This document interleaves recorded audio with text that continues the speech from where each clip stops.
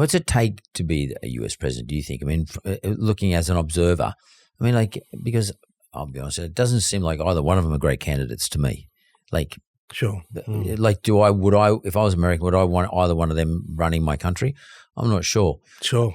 But what do you think it takes to be a great president of the United States? Because I could say what I think it takes to be a great prime minister of Australia from what I've observed, but I don't know about the United States. What is it? What are we looking for? It's the same thing. It's conviction. Conviction. You have to believe that, you'll call it and you'll call it right. And there'll be times when you don't. And the hard part is knowing when you've made a wrong call and you've got to change direction.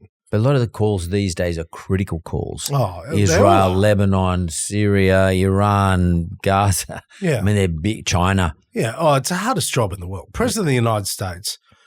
One of the things that struck me, Mark, when I was ambassador was how the whole world expects America to fix their problems. Yeah. Deep, dark Africa, someone's got a problem. South America, there's a battle between Brazil and Colombia, or Brazil and Peru, or Chile, or whatever.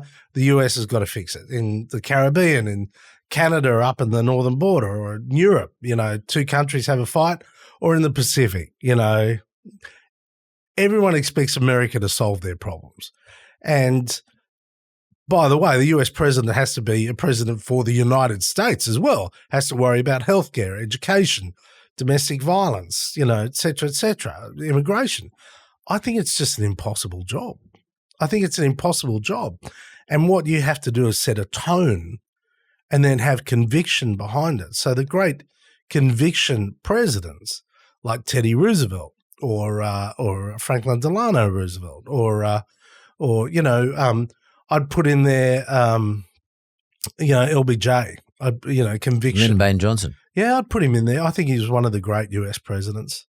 For what his conviction on breaking down the racial barriers in the US was phenomenal. Really was phenomenal.